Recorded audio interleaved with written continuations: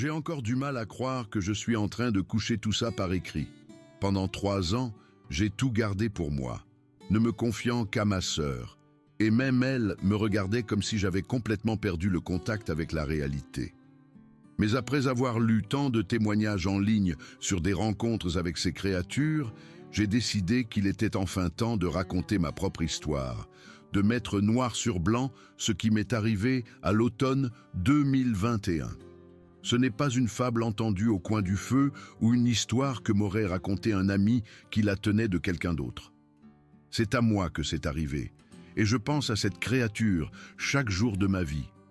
Ce que je vais vous raconter vous paraîtra impossible, mais je jure sur ma vie que chaque mot est la vérité.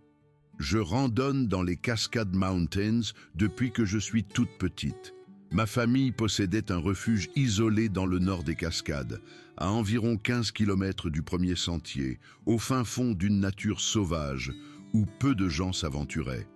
Ce n'était rien d'extraordinaire, juste une simple construction, avec 4 murs et un poêle à bois, que ma grand-mère avait bâti dans les années 70, à une époque où l'on pouvait encore faire ce genre de choses, sans se heurter à une bureaucratie sans fin et à des permis à n'en plus finir. Ma mère m'y emmenait quand j'étais jeune, m'apprenant à lire la forêt, à identifier les plantes comestibles, à respecter la nature et à comprendre que nous n'étions que des invités dans un monde bien plus ancien que nous. Après le décès de ma mère il y a 5 ans, j'ai perpétué la tradition. Je montais seul à ce refuge au moins une fois par mois, parfois plus souvent lorsque la vie en ville devenait trop pesante. La solitude que j'y trouvais était quelque chose que je ne pouvais retrouver nulle part ailleurs. Pas de réseau, pas d'internet, aucun bruit de fond de circulation, de voix ou de machine. Juste moi, les montagnes et mes pensées, entourées d'arbres centenaires et des bruits de l'eau qui court sur les rochers et des oiseaux qui s'interpellent à travers la vaste étendue verte. Cet après-midi de septembre commença comme n'importe quelle autre randonnée que j'avais faite un nombre incalculable de fois. J'ai préparé mon équipement au point de départ du sentier vers 1 heure de l'après-midi, me disant que j'avais largement assez de lumière du jour pour atteindre le refuge avant la tombée de la nuit. Le soleil brillait dans un ciel sans nuages. Le temps était parfait pour la randonnée, assez frais pour ne pas trop transpirer, mais pas assez froid pour nécessiter des couches épaisses de vêtements. J'étais en excellente condition physique grâce à des années de marche et d'escalade, et j'avais fait ce trajet si souvent que je connaissais chaque virage du sentier, chaque traversée de ruisseau, chaque formation rocheuse qui marquait ma progression vers le refuge. Le parking était vide, à l'exception de mon pick-up, quand je suis arrivé. Ce n'était pas inhabituel pour un jour de semaine fin septembre. La plupart des gens ignoraient l'existence de ce sentier, et ceux qui le connaissaient étaient assez malins pour l'éviter si tard dans la saison, quand la météo pouvait devenir dangereuse sans prévenir. La neige pouvait arriver à tout moment maintenant, et une fois qu'elle commençait à s'accumuler, le sentier devenait impraticable jusqu'à ce que le printemps fasse tout fondre. Il me restait probablement quelques semaines avant de devoir préparer le refuge pour l'hiver et ne plus y retourner avant avril ou mai. J'ai commis une erreur d'inattention ce jour-là. Je me suis arrêté pour me reposer sur un affleurement rocheux à environ 6 km du départ, et j'y suis resté bien trop longtemps. La vue était spectaculaire cet après-midi-là, un de ces jours d'automne parfaits où l'air est si clair qu'on peut voir à l'infini. Les montagnes s'étendaient devant moi, couche après couche, de crêtes bleu-vert se fondant dans le lointain. Les feuilles changeantes sur les pentes inférieures créaient des taches d'or et d'orange sur le vert sombre des conifères. Je suis juste resté assise, là, sur un rocher plat, à manger mon déjeuner, observant un faucon planer sur les courants thermiques au-dessus de la vallée, perdant complètement la notion du temps. Quand j'ai regardé ma montre, j'avais perdu presque 2 heures à rêvasser. Le soleil était déjà sensiblement plus bas dans le ciel, et j'ai réalisé avec un sentiment d'angoisse que j'avais sérieusement mal calculé mon coup. Je me suis maudite d'avoir été si négligente, d'avoir laissé la beauté du jour me distraire des aspects pratiques, et je me suis remise en route aussi vite que possible. Mais le mal était fait, j'avais perdu de précieuses heures de jour que je ne pouvais pas rattraper. J'ai forcé l'allure après ça, mais le sentier devient de plus en plus difficile à mesure qu'on s'enfonce dans la nature. Il y a des sections avec des pierres instables qui demandent de faire attention où l'on met les pieds. Des montées raides où il faut s'aider des mains pour se hisser. Des endroits où des racines d'arbres centenaires traversent le sentier comme des pièges, attendant de vous tordre la cheville. Il y a des passages où le sentier longe une crête étroite, avec des précipices dangereux d'un côté ou des deux. On ne peut tout simplement pas se précipiter sur un tel terrain, à moins de vouloir finir blessé et seul, sans aucun moyen d'appeler à l'aide. Je progressais à un bon rythme, me poussant plus que d'habitude, mais le soleil déclinait plus vite que je ne l'avais espéré. À 6 heures du soir, la lumière commençait déjà à faiblir sous la canopée. La forêt s'assombrit rapidement là-haut, les immenses conifères anciens bloquant le peu de lumière solaire qui reste en fin de journée. De longues ombres s'étiraient sur le sentier comme des doigts sombres cherchant à attraper quelque chose. Et j'étais encore à au moins 2 heures du refuge, probablement plus si je devais avancer dans la pénombre. C'est là que j'ai dû me rendre à l'évidence. Je n'atteindrai pas le refuge avant la nuit noire. Randonner sur ces sentiers de nuit, c'est tout simplement chercher les ennuis. Trop de racines sur lesquelles trébucher, trop de ravins qu'on ne voit pas dans le noir, trop de manières de se blesser gravement sans personne pour vous trouver ou vous aider. Je l'avais fait une fois par pure nécessité en utilisant ma lampe frontale pour avancer pas à pas sur le sentier, et je m'étais juré de ne plus jamais recommencer. Chaque ombre m'avait paru être une menace, chaque bruit m'avait fait sursauter. 6 heures pour couvrir une distance qui aurait dû en prendre 2. Plus jamais. J'ai donc commencé à chercher un endroit convenable pour monter ma tente pour la nuit. J'emportais toujours un équipement de camping complet, même pour ces excursions au refuge, une règle de sécurité de base en pleine nature que ma mère m'avait inculquée depuis l'enfance. La zone où je me trouvais n'était pas idéale pour camper. Le sol était inégal et rocheux, couvert de couches d'aiguilles de pin et de végétation en décomposition. Il me fallait un endroit relativement plat, assez loin du sentier pour ne pas être visible, mais pas si loin que je risquerais de me perdre en essayant de le retrouver le matin. Je scrutais la forêt des 2 côtés du sentier à la recherche d'une clairière ou d'un endroit où le sol s'aplanissait suffisamment pour accueillir ma tente. Mon sac commençait à peser lourd sur mes épaules après des heures de marche, et l'épuisement commençait à se faire sentir à force de me pousser à bout. Tout ce que je voulais, c'était trouver un endroit convenable, installer mon campement, manger quelque chose et dormir. C'est là que je l'ai entendu pour la première fois. Au début, j'ai cru que c'était juste le vent dans les branches. Tout là-haut, ce faible gémissement que font les arbres quand une forte brise les traverse.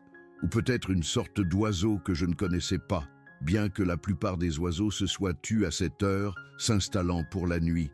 Mais le son est revenu, plus fort cette fois, et je me suis arrêté net. Ma main s'est instinctivement portée vers le couteau à ma ceinture, mes doigts se refermant sur le manche. C'était un cri, mais un cri comme je n'en avais jamais entendu de ma vie.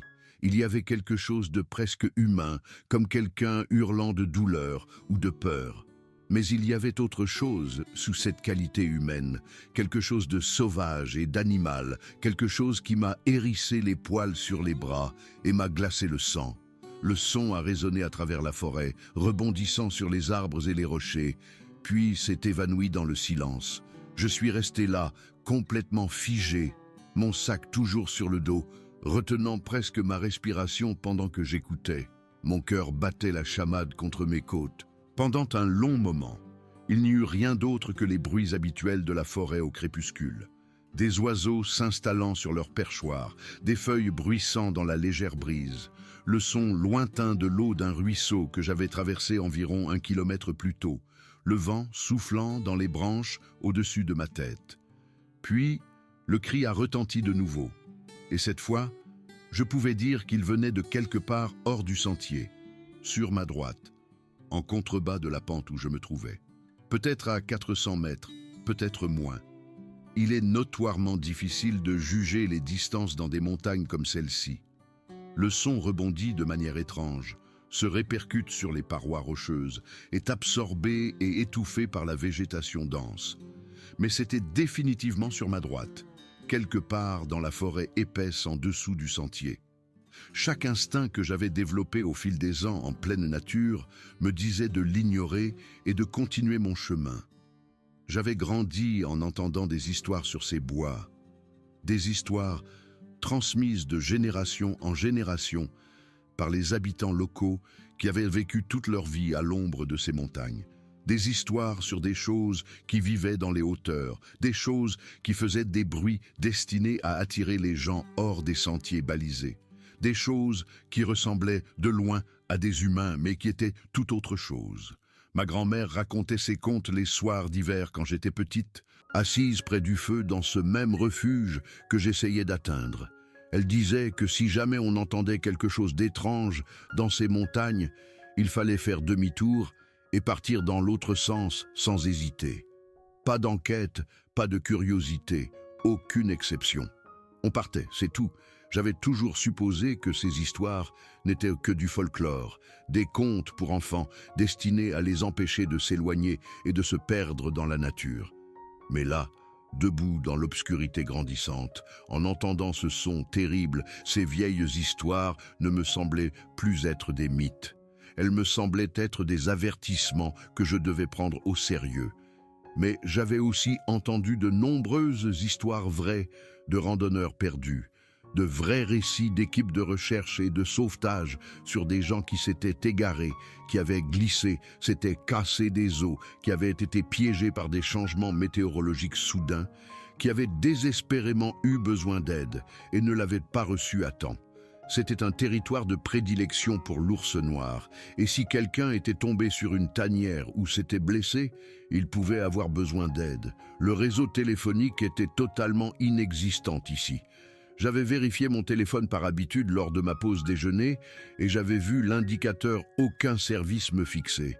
Si quelqu'un était en grande difficulté là-dehors, dans la forêt, j'étais peut-être sa seule chance. Il n'y aurait peut-être personne d'autre sur ces sentiers avant des jours. Je suis resté là, à débattre avec moi-même pendant ce qui m'a semblé être plusieurs minutes, le temps s'étirant étrangement dans la tension du moment. La partie rationnelle de mon cerveau énumérait toutes les raisons de rester sur le sentier, de monter mon campement, de m'occuper de mes affaires, d'éviter de prendre des risques stupides. Mais l'autre partie, celle qui ne pouvait pas vivre avec la possibilité de laisser tomber quelqu'un qui pourrait être en train de mourir seul dans la nature, était plus forte. Et si c'était un enfant qui s'était séparé de sa famille ? Et si c'était un autre randonneur solitaire comme moi qui avait fait une erreur et s'était blessé? Je connaissais ces montagnes. Je savais à quelle vitesse une situation pouvait passer d'incommodante à mortelle quand on est seul et que la nuit tombe. J'ai ajusté mon sac, sorti ma lampe de poche, même s'il ne faisait pas encore tout à fait nuit, et je me suis dirigé hors du sentier, vers l'endroit d'où j'avais entendu les cris. Mon autre main est restée sur mon couteau, au cas où. La progression hors du sentier balisé était difficile. En moins de 20 mètres, je me frayais un chemin à travers un sous-bois dense, des buissons de salal et de myrtilles qui s'accrochaient à mes vêtements et à mon sac, enjambant des troncs d'arbres tombés couverts de mousse épaisse, me baissant sous des branches basses qui menaçaient de faire tomber mon chapeau. Le sol était traître, plein de trous cachés et de roches instables sous des couches de végétation morte. Je me déplaçais lentement, en essayant d'être silencieuse, à l'écoute de tout autre son qui pourrait me guider. Une partie de moi espérait ne rien entendre d'autre, que ce qui avait fait ce bruit était parti, ou que j'avais mal jugé la distance, que je pourrais faire demi-tour, retrouver le sentier et oublier tout ce détour. Mais j'ai continué, me frayant un chemin à travers la forêt, vérifiant par-dessus mon épaule toutes les quelques foulées pour m'assurer que je pouvais encore voir le sentier derrière moi. Il n'était pas question que je me perde ici. Je mémorisais mon chemin, notant des arbres et des formations rocheuses distinctives que je pourrais utiliser pour revenir sur mes pas. La forêt était dense dans cette zone, une forêt primaire qui n'avait jamais connu l'exploitation forestière. Des arbres d'1,20 m de diamètre à la base, leurs troncs massifs disparaissant dans la canopée bien au-dessus. Le sol était couvert de couches de feuilles mortes et d'aiguilles en décomposition, des décennies de matière organique accumulée qui étaient douces et silencieuses sous mes bottes. Des fougères poussaient par plaques là où suffisamment de lumière parvenait à atteindre le sol de la forêt. Tout sentait la terre, la décomposition et la nouvelle croissance, le tout mélangé dans cet arôme particulier qui n'existe que dans les forêts anciennes. Après peut-être 10 minutes de marche prudente, j'ai de nouveau entendu le son, beaucoup plus proche maintenant. C'était définitivement devant moi, venant de quelque part en bas de la pente. Le cri était plus faible cette fois, plus comme un gémissement qu'un véritable cri. Et c'est ce qui m'a convaincu que quelque chose n'allait vraiment pas. Ce n'était pas un son conçu pour attirer quoi que ce soit. C'était le son de quelque chose en vraie souffrance, quelque chose qui avait besoin d'aide. Ma poitrine s'est serrée, un mélange de peur et d'urgence. J'ai accéléré le pas, me déplaçant aussi vite que je le pouvais en toute sécurité sur ce terrain difficile. Le sol a commencé à descendre brusquement et j'ai dû m'agripper au tronc d'arbre pour ne pas glisser. Mes bottes ont dérapé sur des feuilles mortes et je suis tombé lourdement sur un genou, me rattrapant avec ma main libre. De la terre et des débris se sont glissés sous mes ongles. Je me suis relevé et j'ai continué. À travers les arbres devant moi, je pouvais distinguer une petite clairière où le sol s'aplanissait, peut-être 10 mètres de large, entouré de cèdres et de sapins de Douglas massifs. Les dernières lueurs du jour filtraient à travers les trouées de la canopée, créant de longues ombres sur le sol couvert de feuilles. C'est de là que venaient les sons, de cette clairière. Je me suis approché à pas de loup, en restant basse, ne sachant pas ce que j'allais trouver. Une partie de moi s'attendait encore à voir un autre randonneur, quelqu'un qui était tombé et avait besoin d'aide, ou peut-être un cerf blessé et mourant. Ma main était sur mon couteau, prête à tout, mais je n'étais absolument pas préparé à ce que j'ai vu en arrivant au bord de cette clairière, au pied d'un cèdre immense, à peut-être 12 mètres de là où je me tenais. Quelque chose gisait dans les feuilles mortes. Ma première pensée fut que c'était une personne portant des vêtements sombres et épais, peut-être un manteau de fourrure, mais alors que mes yeux s'habituaient et que je faisais un pas de plus, j'ai réalisé que ce n'était pas du tout une personne, du moins pas exactement. La créature était allongée sur le côté, légèrement recroquevillée, une jambe tordue à un angle qui m'a retourné l'estomac rien qu'en la regardant. La jambe était clairement cassée, salement cassée. Je pouvais le voir même de là où j'étais. La partie inférieure de la jambe, sous ce qui serait le genou, était pliée à un angle qu'un os ne devrait jamais prendre. Le genre d'angle qui témoigne d'un traumatisme grave. Le gonflement était visible même sous l'épaisse couche de poils qui recouvrait le corps de la créature. Sa poitrine se soulevait et s'abaissait en respiration courte et rapide, le genre de respiration qui accompagne une douleur intense. Tandis que je regardais, figé sur place, la créature a poussé un autre de ses terribles gémissements. Plus silencieux maintenant, plus faible, comme si elle était à bout de force. Je n'ai jamais été aussi confuse de toute ma vie.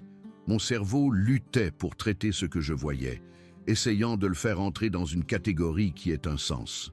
La créature semblait jeune, peut-être de la taille d'une femme adulte, mais avec des proportions complètement anormales pour un être humain. Des bras plus longs qu'ils ne devraient l'être, atteignant facilement au-delà de l'endroit où se trouveraient les genoux. Des épaules incroyablement larges, un corps couvert de poils brun-roux foncé, emmêlés de terre et de ce qui semblait être du sang séché.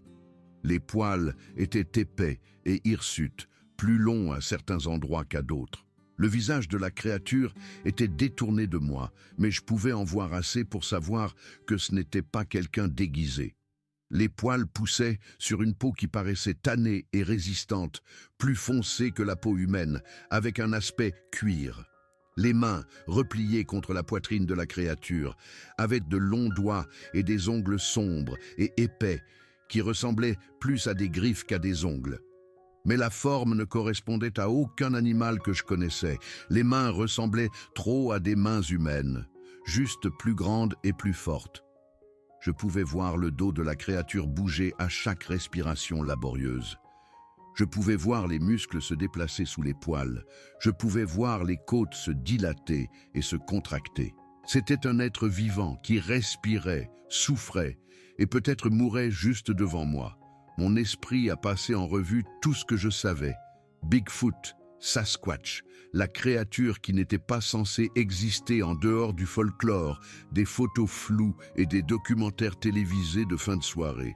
Mais en voilà un, gisant à peut-être 6 mètres de moi, réel, solide et gravement blessé. Je suis resté là pendant ce qui m'a semblé une éternité, mais qui n'a probablement duré qu'une minute ou deux, à le fixer. Une partie de moi voulait fuir. Tout ce que j'avais appris sur la sécurité en pleine nature me disait de garder mes distances avec les animaux blessés, surtout ceux que je ne connaissais pas. Un animal blessé est dangereux et imprévisible. Il peut attaquer même quelqu'un qui essaie de l'aider, peut être porteur de maladie, peut considérer toute approche comme une menace et attaquer. Mais ce n'était pas juste un animal. La créature avait des mains comme une personne. Son visage, même de profil, semblait plus humain que simiesque. Et les sons qu'elle émettait n'étaient pas de simples bruits de douleur animale. Il y avait autre chose. Quelque chose qui ressemblait presque à des tentatives de communication, comme si la créature était consciente, pensait et souffrait. J'ai levé les yeux vers l'arbre sous lequel la créature était allongée. Tout là-haut, à peut-être 12 mètres, je pouvais voir des branches cassées, des cassures fraîches qui n'avaient pas encore commencé à brunir, le bois intérieur pâle, contrastant avec l'écorce plus foncée. Certaines branches pendaient à des angles étranges, partiellement arrachées du tronc. La créature devait être là-haut et être tombée. Elle devait grimper pour une raison ou une autre, ou peut-être fuyait-elle quelque chose, et elle était tombée de toute cette hauteur, heurtant des branches en chemin qui ont ralenti sa chute, mais pas assez pour empêcher des blessures graves. Je me suis demandé depuis combien de temps la créature était allongée ici. Des heures, des jours, elle avait l'air faible, épuisée, les poils emmêlés, la respiration courte et rapide, la façon dont elle bougeait à peine, sauf pour émettre ces petits sons de douleur. Cette créature avait besoin d'aide rapidement, sinon elle n'allait pas survivre. J'ai fait un pas de plus. Les feuilles ont craqué sous mes bottes, un bruit fort dans le silence de la clairière. Le corps de la créature s'est immédiatement tendu. Elle savait que j'étais là. Elle l'avait probablement su tout le temps, était restée là, impuissante, à m'écouter approcher, incapable de faire quoi que ce soit pour se défendre. Lentement, la créature a tourné la tête vers moi. Et j'ai vu son visage pour la première fois. Les traits étaient larges, plus plats qu'un visage humain, mais pas tout à fait comme ceux d'un singe non plus. Quelque part entre les deux, ou peut-être quelque chose de complètement différent. Le nez était large, les narines grandes, dilatées à chaque respiration laborieuse. La bouche était partiellement cachée par les poils, mais je pouvais voir la forme des lèvres et les yeux. Ces yeux incroyables, me regardant avec une expression que je n'oublierai jamais tant que je vivrai. Il y avait de la peur dans ses yeux, c'est certain.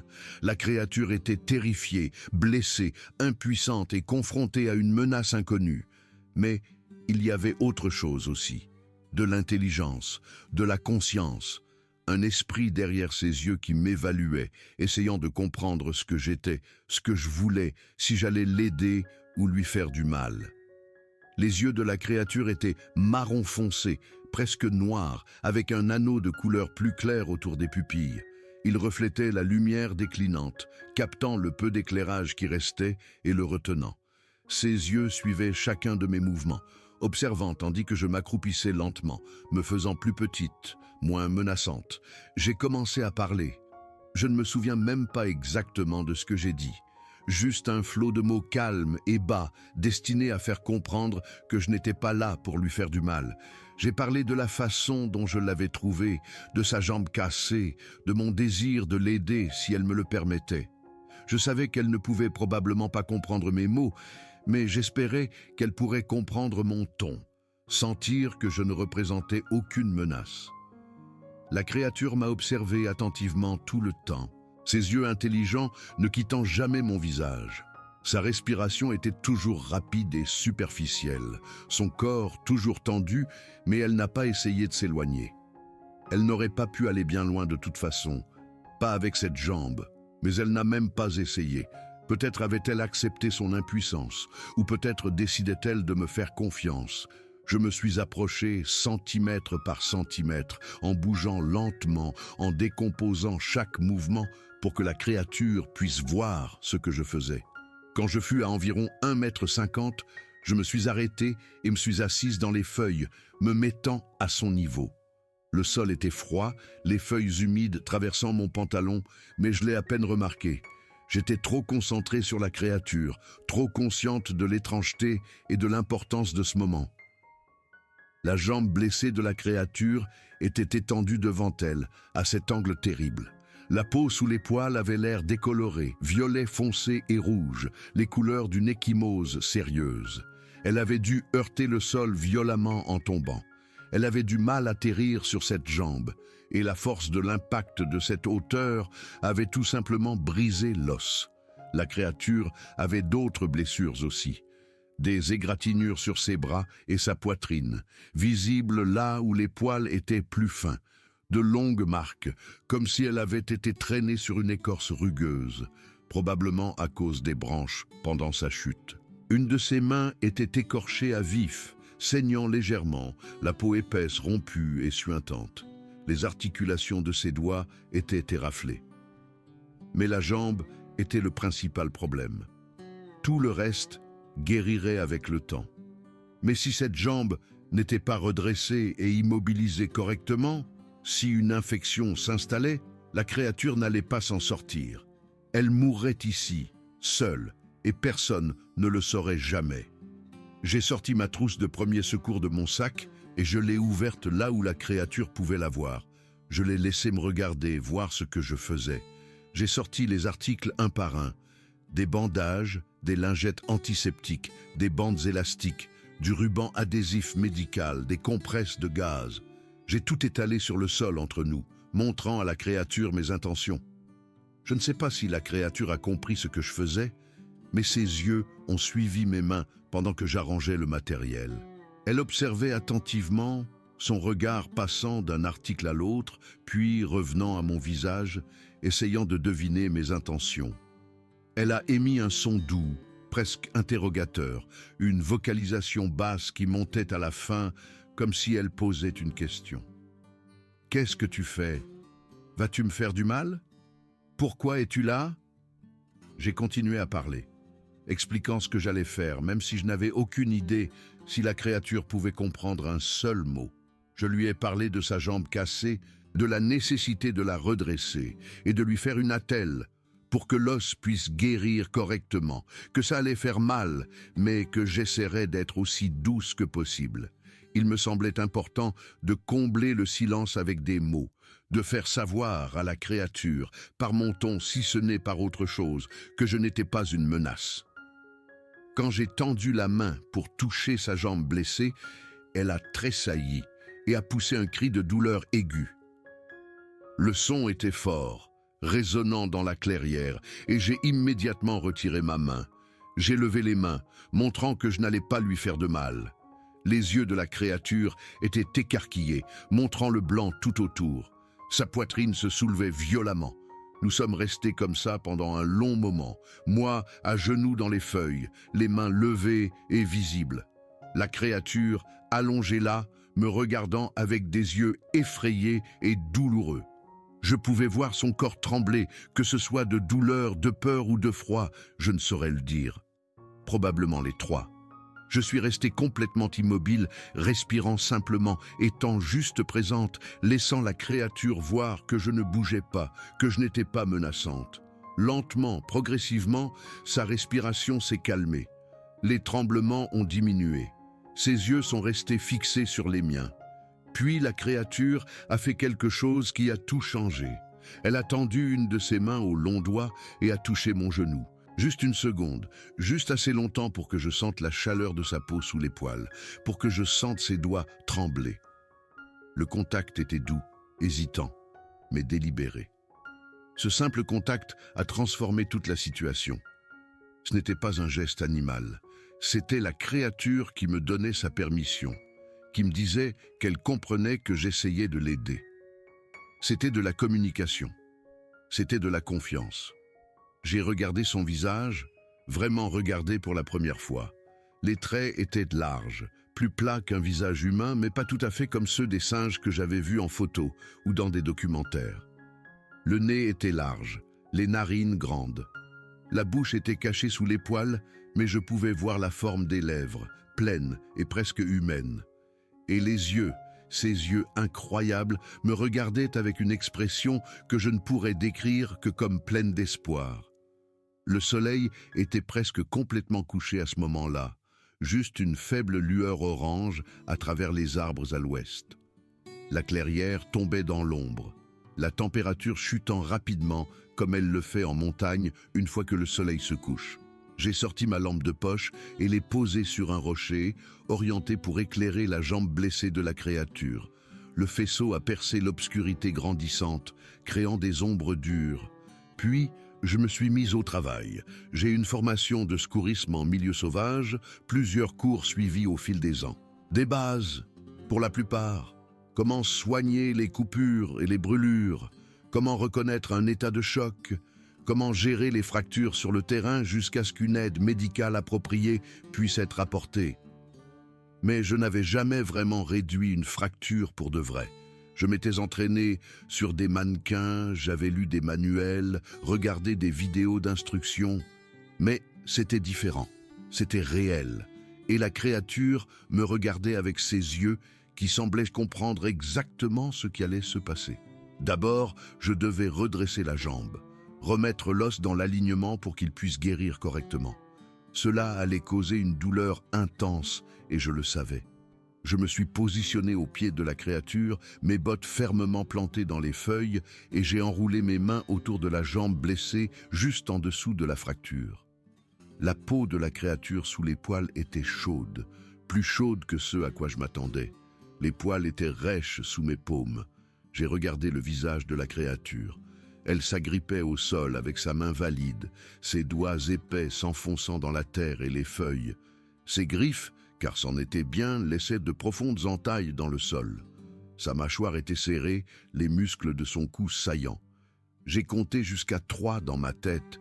J'ai pris une grande inspiration et j'ai tiré. La créature a hurlé, ce même son terrible, mi-humain, mi-animal, que j'avais entendu plus tôt, mais plus fort maintenant, juste en face de moi. Elle s'est débattue avec le haut de son corps, sa main libre frappant le sol, le tronc de l'arbre. Mais elle n'a pas essayé de me donner un coup avec sa jambe valide, n'a pas essayé de se dégager. Elle m'a laissé faire ce que je devais faire. J'ai senti les os grincer entre mes mains et j'ai failli vomir. La sensation était horrible, râpeuse et contre nature à tout point de vue. Mais j'ai continué à tirer, à redresser, ajustant ma prise quand mes mains ont commencé à glisser sur les poils. La sueur coulait sur mon visage malgré l'air froid. Les cris de la créature s'étaient calmés pour devenir des halètements rauques. Cela a peut-être duré 30 secondes, mais ça m'a paru des heures. Finalement, la jambe avait l'air plus ou moins droite, au lieu d'être pliée à cet angle terrible. Les os étaient vraisemblablement alignés. Je n'avais aucun moyen de le savoir avec certitude sans une radio, mais c'était le mieux que je pouvais faire dans ces circonstances. La créature était devenue très calme, respirant par halètements rauques. Ses yeux étaient mi-clos, son corps flasque. Je pense qu'elle a pu s'évanouir un instant à cause de la douleur, ce qui était probablement une bénédiction. J'ai travaillé aussi vite que possible, sortant de mon sac tout ce qui pouvait servir d'attelle.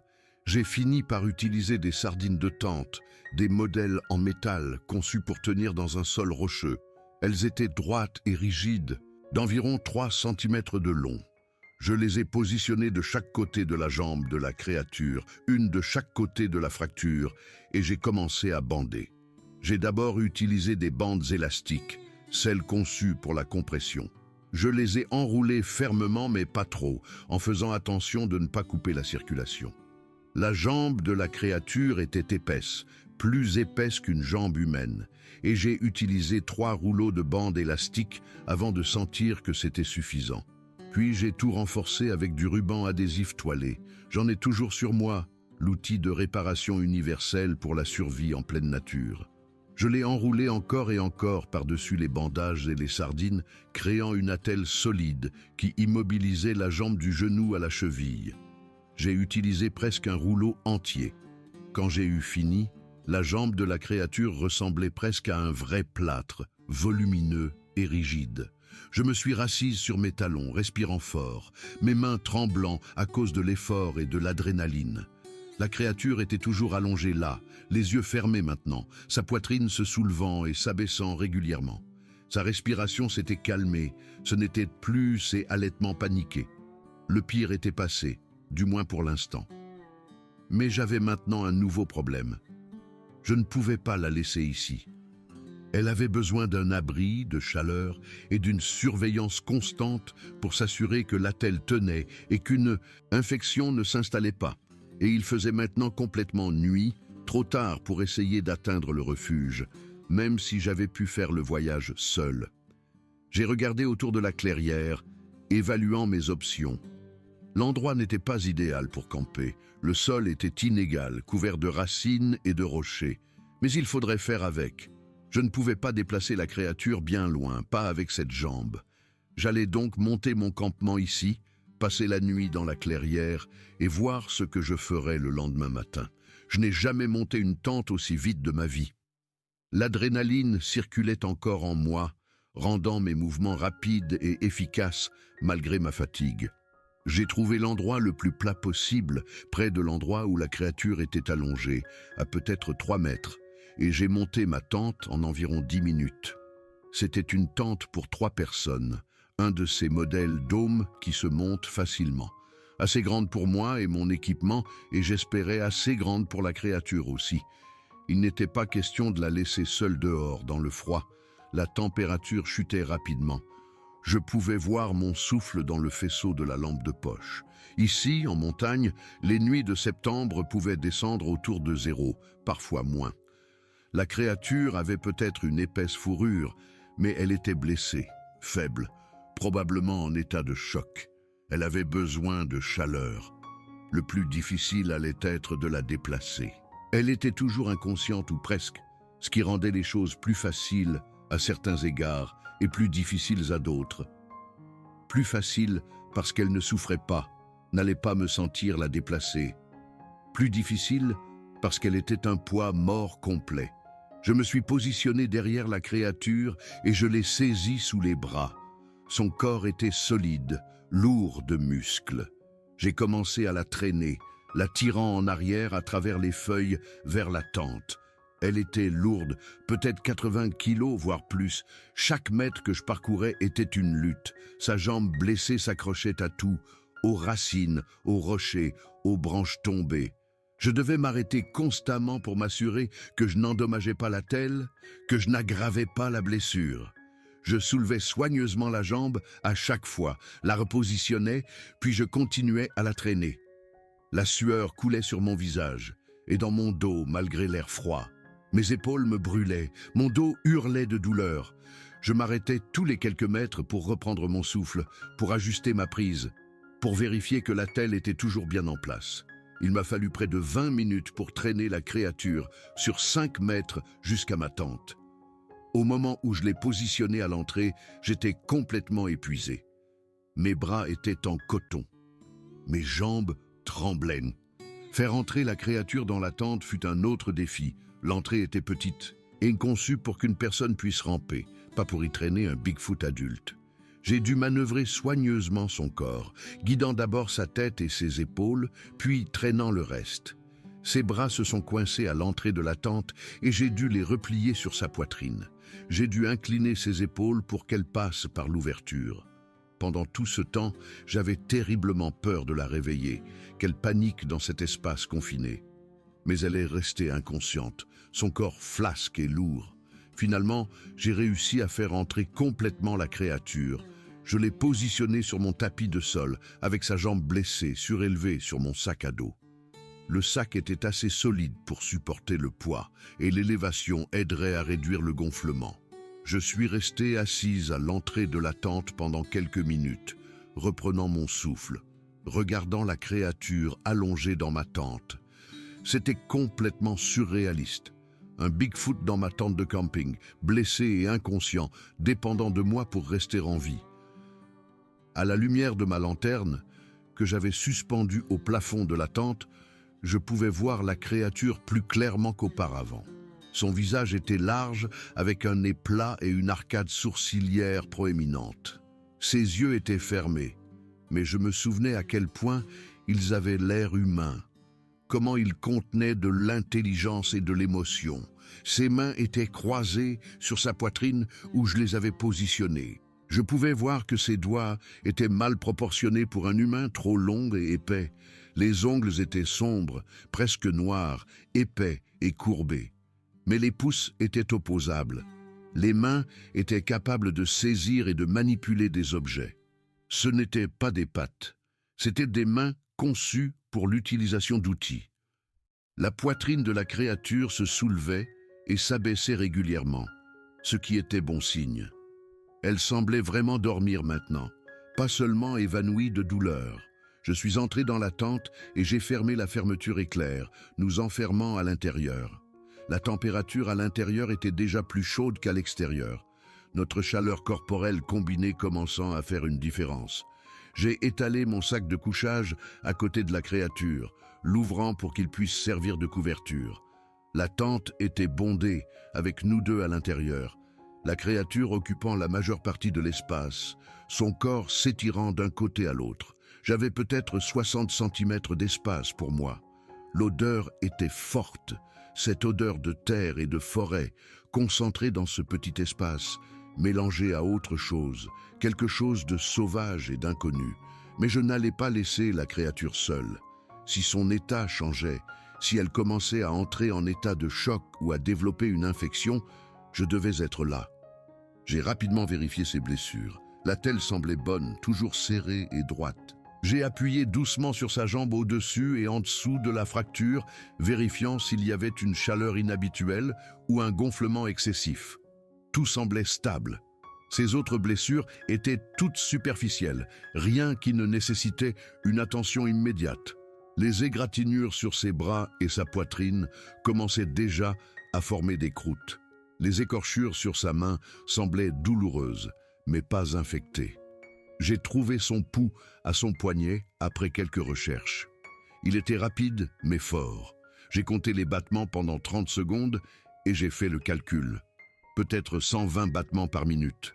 Rapide, mais elle était blessée et stressée. Sa peau était chaude, pas fiévreuse. Tout bien considéré, la créature semblait stable. J'ai dîné rapidement, juste quelques fruits secs et de la viande séchée que j'ai mâchée machinalement. Je n'avais pas vraiment faim, mais je savais que j'avais besoin de calories. J'ai bu de l'eau, j'en ai offert à la créature, même si elle n'a pas réagi. Puis, je me suis allongé dans mon sac de couchage. J'ai éteint la lanterne pour économiser les piles et j'ai essayé de dormir. Dormir à côté d'un Bigfoot n'est pas quelque chose que j'aurais jamais imaginé faire. Et laissez-moi vous dire que ce fut l'une des nuits les plus étranges de ma vie. Chaque fois que je commençais à m'assoupir, j'entendais la créature bouger ou faire un bruit et je me réveillais en sursaut, attrapant ma lampe de poche pour vérifier comment elle allait. L'obscurité dans la tente était totale. Aucun clair de lune ne pénétrait la canopée de la forêt. Aucune lumière d'étoile ne traversait le nylon épais. Quand la lampe de poche était éteinte, je ne pouvais pas voir ma main devant mon visage. Je ne pouvais qu'entendre la créature respirer, profondément et régulièrement, le vent dans les arbres dehors, de petits animaux se déplaçant dans le sous-bois, le craquement des branches se balançant dans la brise. La première fois que la créature s'est réveillée, c'était vers minuit. J'avais finalement réussi à tomber dans un sommeil léger quand j'ai senti un mouvement à côté de moi et entendu un son doux, presque comme une question. J'ai attrapé ma lampe de poche et je l'ai allumée pour trouver la créature qui me regardait. Ses yeux reflétaient la lumière, deux points brillants dans l'obscurité. Elle n'avait plus l'air effrayée, juste confuse peut-être, essayant de comprendre où elle était, ce qui s'était passé, pourquoi il y avait un humain allongé à côté d'elle dans cet étrange espace clos. Je lui ai parlé doucement, en gardant ma voix basse et calme. Je lui ai dit où nous étions, que je l'avais trouvée blessée et que j'essayais de l'aider, qu'elle était en sécurité. Je ne sais pas à quel point elle a compris, mais elle a semblé réagir à mon ton. Son corps s'est détendu, ses yeux se sont alourdis. Après quelques minutes, elle les a refermés et s'est rendormie. Cela s'est produit 3 autres fois pendant la nuit. Chaque fois, la créature se réveillait confuse, et chaque fois, je lui parlais jusqu'à ce qu'elle se calme et se rendorme. La 4e fois, elle a semblé me reconnaître. Elle a émis un son doux en se réveillant, pas angoissée mais presque comme un salut, puis s'est recouchée sans avoir besoin d'être rassurée. Le matin est arrivé lentement, une lumière grise filtrant à travers le tissu de la tente. Je suis resté allongé un moment, écoutant la forêt se réveiller autour de moi. Les oiseaux commençaient leur chœur de l'aube, leurs appels résonnant à travers les arbres. Des écureuils jacassaient quelque part dans les branches au-dessus. L'air était assez froid pour que je puisse voir mon souffle même à l'intérieur de la tente. La créature dormait toujours à côté de moi, sa respiration profonde et régulière. Dans la lumière grise du matin, je pouvais la voir plus clairement que la nuit précédente. Son visage semblait presque paisible, les rides de douleur lissées par le sommeil. Sa jambe blessée était toujours surélevée sur mon sac, l'attelle intacte. Je me suis assise prudemment, en essayant de ne pas la déranger, et j'ai commencé à réfléchir à la suite. Je savais que je ne pouvais pas rester dans cette clairière. J'avais des provisions limitées, pas de véritable abri à part ma tente, et la créature avait besoin de plus de soins que je ne pouvais lui en fournir avec une simple trousse de premiers secours. Le refuge était encore à environ 2 heures de marche. Peut-être moins si je pouvais trouver un itinéraire plus rapide, peut-être plus si je devais porter un Bigfoot de 80 kilos. Mais le refuge avait tout ce dont j'avais besoin. Un vrai lit où la créature pourrait se reposer confortablement, un poêle à bois pour la chaleur, plus de matériel médical dans une boîte que je gardais approvisionné, de la nourriture, de l'eau du puits, un abri contre n'importe quel temps qui pourrait arriver. Si je pouvais l'y amener, je pourrais lui fournir de vrais soins, je pourrais lui donner une véritable chance de guérir. L'alternative était de rester ici, dans la clairière, de rationner mes maigres provisions, en espérant pour le mieux. Mais la météo de septembre dans ces montagnes était notoirement imprévisible. Une tempête pouvait arriver sans prévenir. La neige était possible même si tôt dans la saison. La température pouvait chuter en dessous de 0 la nuit. Dans une tente avec un équipement limité, c'était une réelle menace pour nous deux. Donc, ce serait le refuge. Mais cela signifiait déplacer à nouveau la créature. Et cette fois, elle serait consciente pour le voyage. Je suis sorti de la tente en rampant et je me suis étiré, mes muscles protestant après cette nuit à l'étroit. J'ai trouvé un endroit pour faire mes besoins, puis je suis revenu et j'ai commencé à organiser mon équipement. La créature était réveillée à mon retour, assise autant qu'elle le pouvait dans l'espace confiné, regardant l'entrée de la tente avec ses yeux intelligents. Je me suis assise en face d'elle et j'ai essayé d'expliquer ce que nous devions faire. J'ai montré sa jambe, puis la tente, puis j'ai pointé dans la direction où je savais que se trouvait le refuge. J'ai fait des gestes de marche avec mes doigts, je me suis montré du doigt, puis j'ai montré la créature, puis de nouveau la direction du refuge. J'essayais de communiquer que nous devions aller quelque part, que j'allais l'aider à y arriver. Je n'avais aucune idée si la créature comprenait quoi que ce soit, mais elle observait attentivement. Ses yeux suivaient mes gestes. Sa tête s'est légèrement inclinée, comme si elle essayait de déchiffrer ma signification. Puis, elle a regardé dans la direction que j'avais indiquée, puis, de nouveau vers moi. Elle a émis un son doux, peut-être interrogateur, peut-être compréhensif. J'ai décidé de commencer et de voir ce qui se passerait. J'ai commencé à démonter la tente, et la créature a regardé pendant que je retirais les sardines, déconnectais les arceaux, pliais la toile. Ses yeux étaient curieux, suivant chacun de mes mouvements. Peut-être n'avait-elle jamais vu de tente auparavant, jamais vu d'outils et d'équipements humains. Quand j'ai eu besoin de sortir la créature de la tente, je lui ai fait signe de venir vers l'ouverture. J'ai mimé le fait de ramper, en exagérant le mouvement pour qu'elle puisse voir ce que je voulais dire. La créature a compris. Elle a commencé à traîner son corps vers l'avant, utilisant ses bras pour se tirer sur le tapis de sol. Son visage s'est crispé de douleur lorsque le mouvement a secoué sa jambe cassée. Sa mâchoire s'est serrée, les muscles de son cou ressortant. Mais elle a continué, tirant vers l'avant, jusqu'à ce qu'elle soit hors de la tente, assise sur les feuilles froides et humides. J'ai travaillé aussi vite que possible, rangeant tout, fourrant la tente dans son sac, organisant mon sac à dos. La créature était assise là, à regarder, une main posée protectricement sur sa jambe immobilisée, respirant fort après l'effort de s'être déplacée. Quand tout fut prêt, je me suis agenouillé à côté d'elle. C'était le moment critique. J'ai montré mon dos, puis la créature, essayant d'indiquer que je la porterais. La créature a incliné la tête, l'air confus. Son front s'est plissé, créant de profondes rides. Je devais lui montrer ce que je voulais dire. Je me suis retourné, je me suis accroupi et j'ai tapoté mes épaules. J'ai fait des gestes de portage avec mes mains. J'ai de nouveau montré la créature, puis mon dos. Après un moment qui m'a semblé une éternité, j'ai senti les mains de la créature s'agripper à ma chemise. Ses doigts étaient longs et forts, se crispant sur le tissu. Je me suis levé lentement, prudemment, et la créature est venue avec moi.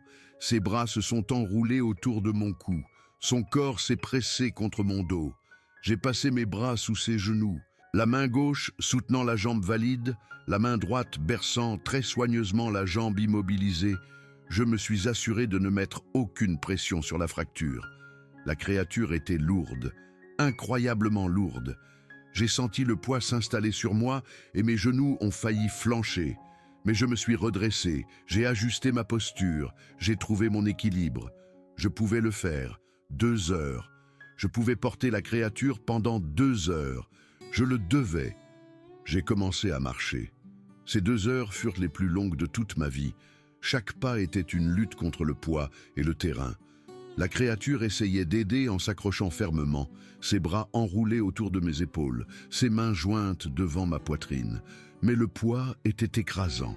La créature devait peser près de 90 kilos, peut-être plus, comme porter un autre adulte, sauf que cet adulte était blessé et devait être manipulé avec un soin extrême. En 10 minutes, mon dos hurlait, mes jambes tremblaient. J'avais l'impression que mes épaules allaient se déboîter. Je respirais fort, mon cœur battait à tout rompre. La sueur trempait ma chemise malgré l'air froid du matin. Je devais m'arrêter toutes les quelques minutes pour me reposer. Je trouvais un arbre ou un gros rocher, je reculais prudemment et je laissais la créature glisser pour qu'elle soit assise contre. La créature ne s'est jamais plainte, n'a jamais émis un son, sauf de petits grognements de douleur quand je bougeais. Mal sa jambe, elle me regardait simplement de ses yeux sombres, et je pouvais voir qu'elle essayait de comprendre pourquoi je faisais ça, pourquoi je l'aidais, ce que je voulais en retour. À mi-chemin, peut-être 40 minutes après le début du voyage, j'ai trébuché. Mon pied s'est pris dans une racine cachée sous les feuilles et je suis tombé lourdement. J'ai essayé de me tordre en tombant pour ne pas atterrir sur la créature, pour protéger sa jambe blessée. Nous avons heurté le sol dans un enchevêtrement de membres, mon sac à dos me rentrant dans les côtes, le poids de la créature me coupant le souffle. La créature a poussé un cri aigu lorsque sa jambe blessée a heurté le sol, un son de pure douleur qui m'a rendu malade de culpabilité. Je me suis relevé immédiatement, oubliant mes propres bosses et bleus. J'ai examiné la créature, passant mes mains sur l'attelle, cherchant tout signe que la chute avait causé des dommages. L'attelle avait tenu. Rien ne semblait pire qu'avant, mais la créature respirait fort et vite, en hyperventilation. Je pouvais voir de vraies larmes dans ses yeux, coulant à travers les poils de son visage, laissant des traînées sombres. Je me suis assise à côté d'elle et j'ai attendu que la douleur passe. Je ne savais pas quoi faire d'autre. J'ai posé ma main sur son bras, juste pour maintenir le contact, essayant d'apporter un peu de réconfort. Le corps de la créature était tendu, tremblant. Après quelques minutes, sa respiration a ralenti. Les tremblements se sont calmés. La créature a tendu la main et a brièvement touché mon bras. Juste une seule pression. Je l'ai pris comme un signe qu'elle était prête à continuer. Je me suis levé, je me suis positionné et j'ai de nouveau soulevé la créature. Ses bras se sont enroulés autour de mon cou. Nous avons continué à avancer. Le chemin vers le refuge n'était pas un vrai sentier, juste une trace que j'avais créée au fil des ans. Il serpentait à travers une forêt dense, traversait un ruisseau à un moment donné, grimpait sur des affleurements rocheux. Normalement, c'était une randonnée facile. Aujourd'hui, j'avais l'impression de gravir une montagne avec le monde sur mon dos. La traversée du ruisseau fut particulièrement difficile. L'eau n'avait qu'une quinzaine de centimètres de profondeur, coulant sur des rochers lisses. Mais je devais être extraordinairement prudente pour ne pas glisser. Le poids de la créature me déséquilibrait, mes bottes s'enfonçaient dans le lit boueux du ruisseau, l'eau froide les traversant immédiatement. Je faisais chaque pas lentement, testant les rochers avant d'y mettre tout mon poids. La créature s'étendut pendant que nous traversions, ses bras se resserrant autour de mon cou. Peut-être avait-elle peur de l'eau, ou peut-être avait-elle juste peur de tomber à nouveau. Nous avons traversé sans incident et j'ai continué, l'eau faisant floc-floc dans mes bottes à chaque pas. Mes mollets étaient en feu. Mon bas du dos me faisait l'effet de coups de couteau. Mes épaules étaient engourdies, ce qui n'était probablement pas bon signe. Mais j'ai continué, un pied devant l'autre, compter jusqu'à 100 pas puis se reposer, puis 100 autres, puis se reposer, diviser l'effort en portions gérables. La créature a commencé à émettre des sons doux après un moment. Pas des mots, juste des vocalisations. De faibles grondements que j'ai commencé à associer au contentement, ou du moins à la tolérance. De petits soufflements quand je trébuchais mais me rattrapais. Un son plus aigu, presque inquiet, quand j'ai failli la laisser tomber lors d'une pause. La créature communiquait, utilisant des sons pour exprimer ce qu'elle ressentait et pensait. Elle essayait de se connecter avec moi de la seule manière possible. Quand le refuge est enfin apparu à travers les arbres, j'aurais pu pleurer de soulagement. C'était juste une petite construction au milieu d'une clairière d'une quinzaine de mètres de large. Une seule pièce avec un porche couvert, un bardage en bois patiné, un toit en métal qui brillait au soleil du matin. De la mousse poussait sur le côté nord. Les fenêtres étaient fermées par des volets pour se protéger des intempéries. Le refuge avait l'air abandonné mais magnifique. Il ressemblait au salut. J'ai traversé la clairière en titubant, j'ai monté les 2 marches du porche qui ont nécessité toute la force qui me restait et j'ai réussi à ouvrir la porte. Mes mains tremblaient tellement que j'avais du mal à tourner la poignée. L'intérieur était frais et sombre, sentant la fumée de bois, la poussière et les souvenirs. Je n'ai même pas regardé autour de moi, je me suis dirigé directement vers le lit dans le coin. C'était un lit double, avec un vieux cadre en métal et un matelas qui avait certainement connu des jours meilleurs, mais c'était un vrai lit. Pas le sol d'une tente. Je me suis retourné et je me suis abaissé avec précaution, laissant la créature glisser de mon dos sur le lit. Elle s'est enfoncée dans le matelas avec un son qui aurait pu être du soulagement. Une longue expiration, tandis que son corps devenait complètement flasque. Ses yeux se sont fermés et en quelques secondes, elle dormait. Je me suis effondré sur le sol à côté du lit, le dos contre le mur, les jambes étendues devant moi. Je suis resté assise là, pendant peut-être 10 minutes, juste à respirer, sentant mes muscles brûler et palpiter. Mais nous y étions arrivés, nous étions là. Maintenant, je pouvais vraiment l'aider. Je suis resté assise sur le sol jusqu'à ce que ma respiration redevienne normale et que mon cœur cesse de s'emballer. Le refuge était froid à l'intérieur, probablement autour de 5 degrés. Je pouvais voir mon souffle dans la pénombre. La première priorité était d'allumer un feu dans le poêle à bois. Je me suis relevé du sol, mes jambes protestant à chaque mouvement, et j'ai traversé la petite pièce jusqu'au poêle. C'était un vieux modèle en fonte, probablement des années 50, noirci par des décennies d'utilisation. J'avais une pile de bois de chauffage de ma dernière visite, fendue et sec, soigneusement empilée contre le mur. J'ai pris du petit bois et du vieux journal. J'ai allumé un feu comme ma mère me l'avait appris quand j'étais enfant. D'abord les petites choses, en montant jusqu'aux plus grosses pièces. Le feu a pris et a commencé à crépiter joyeusement. Je l'ai alimenté avec soin, ajoutant des bûches plus grosses une fois qu'il était bien parti. En une demi-heure, j'avais un bon feu qui brûlait et le refuge commençait à se réchauffer. J'ai ouvert le tirage à fond, m'assurant que la fumée s'évacuait correctement. Puis j'ai examiné de plus près les blessures de la créature à la meilleure lumière. J'ai ouvert les volets, laissant la lumière du soleil du matin entrer à travers les fenêtres poussiéreuses. La telle semblait toujours bonne. Le gonflement semblait à peu près le même que la nuit précédente, peut-être légèrement mieux. J'ai appuyé doucement autour de la fracture, à la recherche d'une chaleur excessive ou d'un gonflement qui pourrait indiquer une infection. Tout semblait normal. Enfin aussi normal qu'une jambe de Bigfoot cassée puisse l'être. J'ai nettoyé les autres blessures de la créature avec de l'antiseptique de ma trousse de premier secours, en tamponnant soigneusement les éraflures sur ses bras et sa poitrine. Elle s'est réveillée quand j'ai commencé à nettoyer les écorchures sur sa main, ses yeux s'ouvrant soudainement. Mais elle m'a juste regardé faire, sans essayer de se retirer. Ses doigts ont tressailli quand j'ai tamponné la peau déchirée. Ça devait piquer, mais elle est restée parfaitement immobile.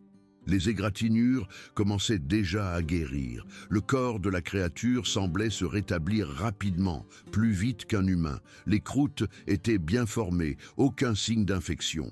Les écorchures sur sa main semblaient aussi mieux, moins rouges et enflammées.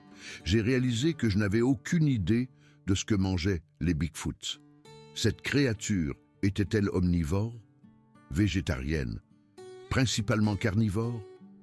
J'avais de la nourriture en conserve dans le refuge, surtout de la soupe, des haricots et des légumes, du riz et des pâtes dans des contenants hermétiques, des flocons d'avoine instantanés, rien de frais. Tout était de la nourriture de longue conservation que je gardais ici toute l'année. J'ai décidé de commencer simplement. J'ai réchauffé une boîte de soupe de légumes sur le poêle à bois en utilisant une vieille casserole que je gardais accrochée à un clou. La soupe était une marque générique, principalement du bouillon avec quelques carottes, pommes de terre et céleri. Rien d'extraordinaire, mais chaud et nutritif. Je l'ai apporté à la créature dans une assiette avec une cuillère du tiroir. La créature était maintenant assise dans le lit, adossée au mur. Elle a regardé l'assiette, puis la cuillère, puis moi. Son front s'est plissé, clairement confuse. J'ai fait une démonstration, m'asseyant sur le bord du lit, prenant un peu de soupe et faisant semblant de la manger, en faisant des mouvements exagérés pour que la créature puisse bien voir ce que je voulais dire. La créature a observé cette performance avec ce que je jurerais être de l'amusement. Ses yeux se sont plissés au coin, puis elle a tendu la main vers la cuillère. Sa première tentative d'utiliser la cuillère fut maladroite. Elle la tenait mal, la serrait dans son poing comme un jeune enfant. La soupe est retombée dans l'assiette, mais elle a compris remarquablement vite à ajuster sa prise, pinçant la cuillère entre le pouce et les doigts. Elle a réussi à porter la soupe à sa bouche. La créature a mangé lentement, prudemment, ses mouvements devenant plus assurés à chaque tentative. Elle prenait de la soupe, l'amenait à sa bouche, inclinait la cuillère. Une partie a coulé sur son menton, mais elle apprenait, s'améliorant à chaque bouchée. Elle a fini environ la moitié de l'assiette avant de la repousser, la faisant glisser sur le lit vers moi. Je l'ai prise, satisfaite. La créature avait mangé. C'était un très bon signe. Cela signifiait qu'elle n'était pas trop stressée, pas trop gravement blessée. L'appétit est un signe de rétablissement. Après qu'elle ait mangé, j'ai de nouveau vérifié la telle. J'ai déroulé soigneusement les bandes élastiques, examinant la jambe centimètre par centimètre. Le gonflement avait définitivement un peu diminué. Les ecchymoses étaient spectaculaires, du violet foncé et du noir s'étendant sous la peau, mais c'était normal pour une fracture aussi grave. J'ai tout rebandé, en m'assurant que c'était toujours serré et sécurisé. La créature a observé tout le processus, ses yeux suivant mes mains avec une concentration intense. J'ai eu le sentiment qu'elle mémorisait ce que je faisais, l'archivant pour référence future. Le reste de cette première journée fut calme. La créature a dormi la plupart du temps, ce qui était probablement la meilleure chose pour sa guérison. J'ai profité de ce temps pour faire l'inventaire de mes provisions et j'ai réalisé que je n'en avais pas assez pour un séjour prolongé. J'avais de la nourriture pour peut-être une semaine si je la rationnais soigneusement, moins si nous mangions tous les deux. Et j'avais déjà utilisé la plupart de mon matériel de premier secours pour immobiliser et bander la jambe. Mais je ne pouvais pas partir, pas encore.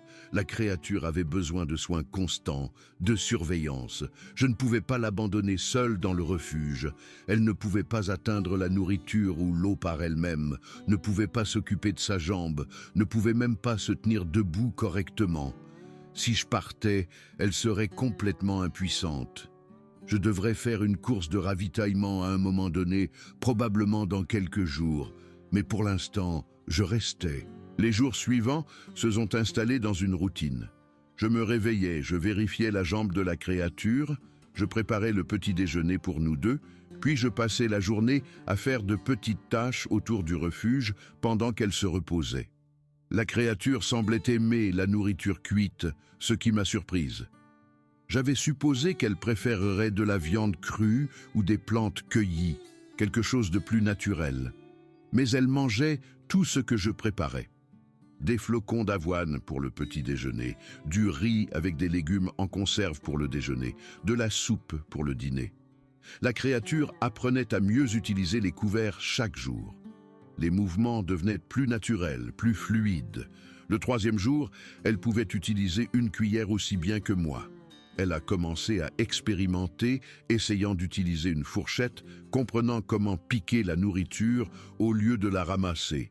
Son esprit était vif, apprenant incroyablement vite.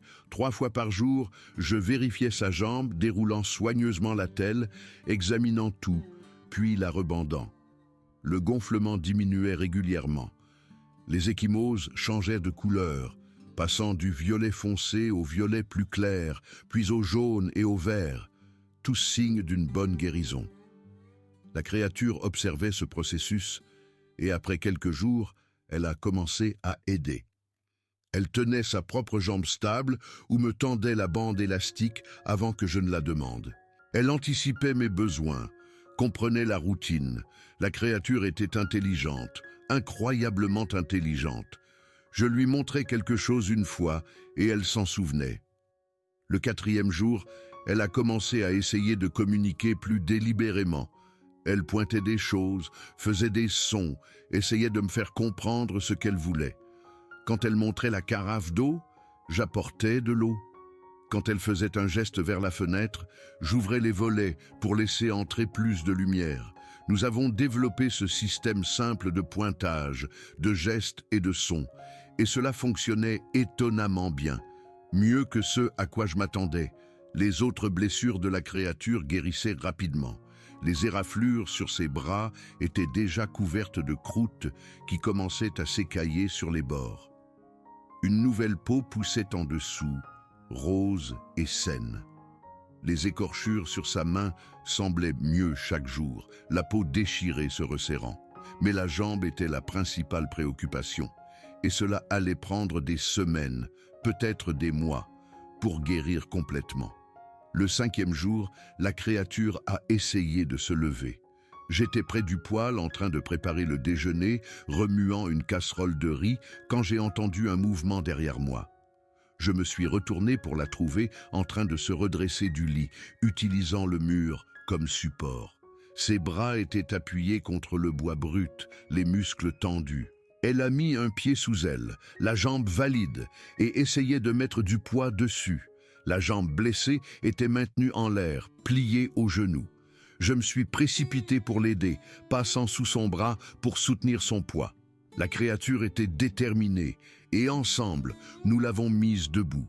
Elle est restée là, s'appuyant lourdement sur moi et sur le mur, la jambe blessée soigneusement soulevée du sol.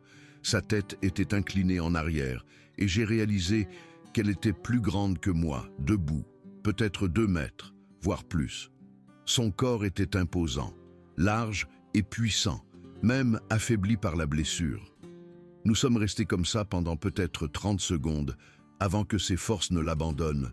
Sa jambe valide a commencé à trembler, incapable de supporter le poids plus longtemps.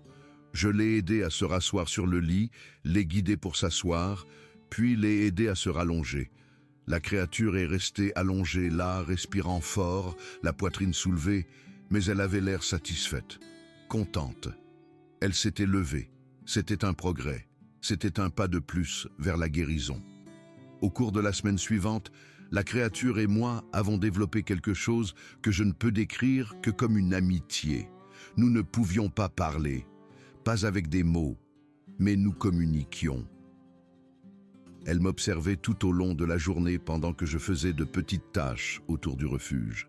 Réparer une planche lâche sur le porche, organiser les provisions, balayer le sol. Lire un livre que j'avais laissé là lors de ma dernière visite. La créature semblait fascinée par le livre. Elle me regardait tourner les pages, se penchait du lit pour regarder les mots et les images. C'était un vieux roman policier de poche, rien de spécial. Mais la créature l'étudiait comme si c'était la chose la plus intéressante au monde. Un jour, j'ai tendu le livre à la créature, le lui offrant.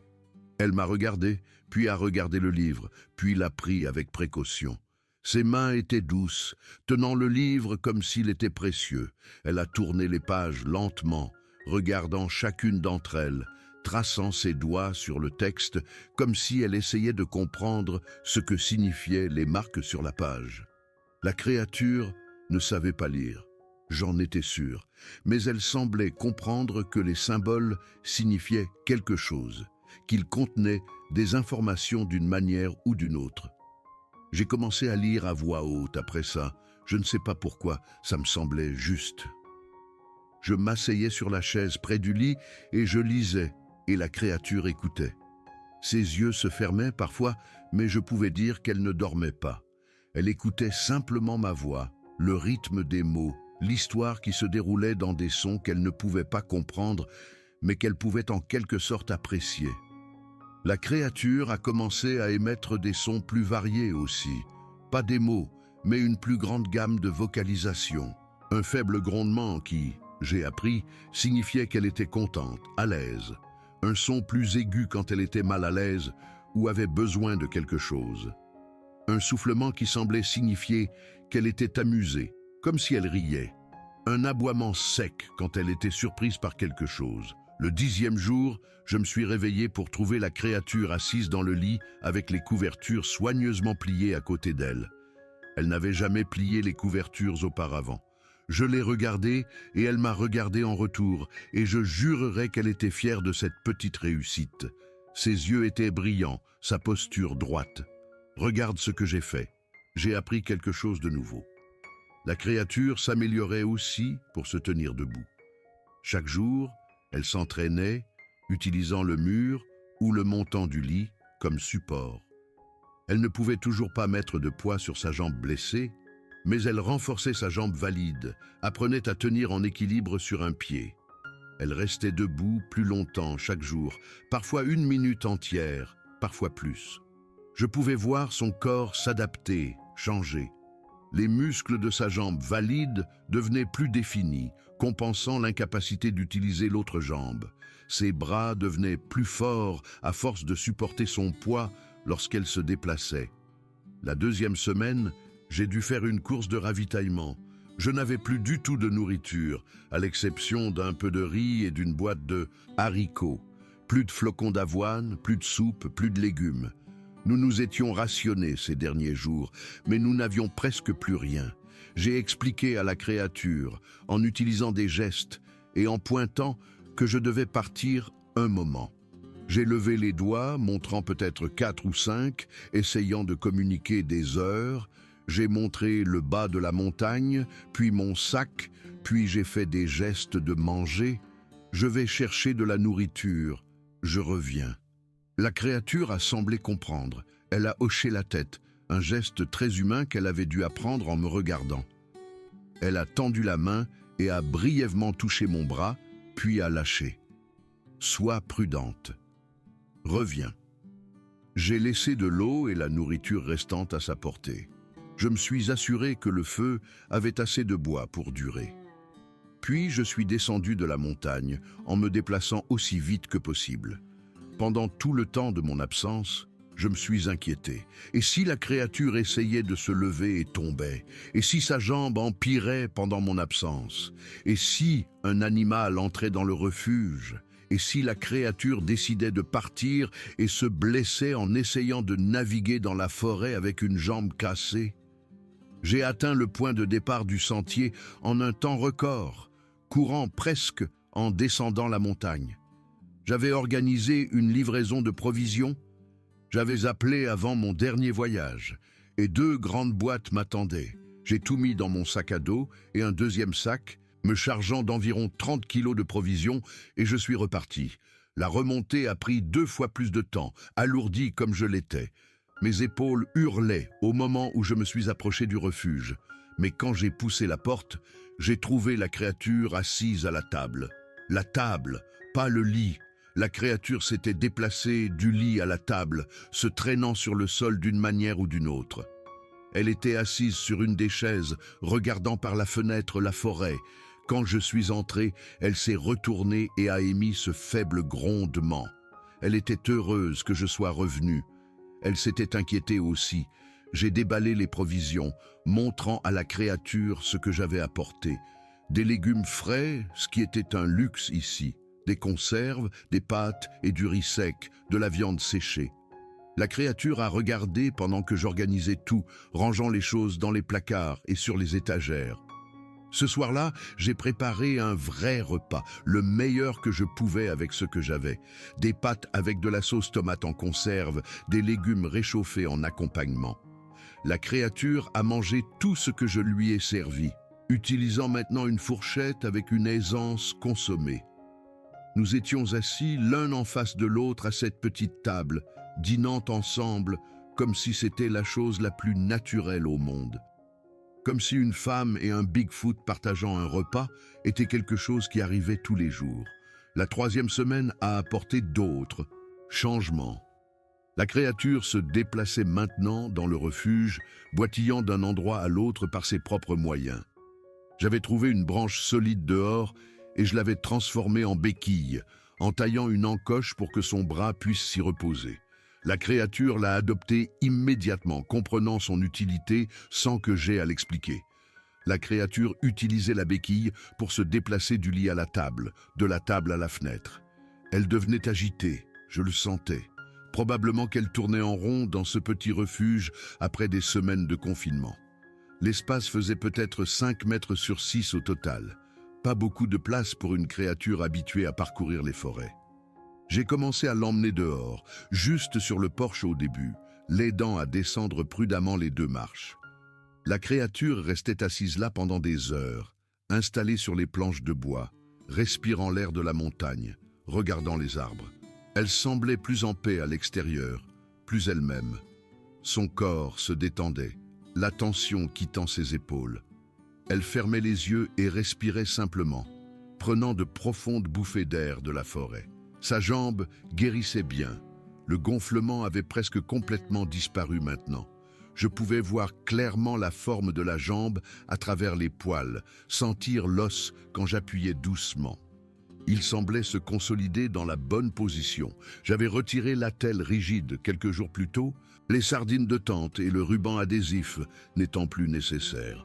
Maintenant, je ne faisais que bander la jambe pour la soutenir, en utilisant des bandes élastiques pour maintenir le tout stable. La créature ne pouvait toujours pas marcher sur sa jambe sans douleur, mais elle pouvait la bouger davantage, fléchir son pied, pointant ses orteils vers le haut et vers le bas, plier légèrement son genou, peut-être de 20 degrés avant que la douleur n'arrête le mouvement. Des progrès, lents mais constants. J'ai commencé à lui montrer des choses autour du refuge.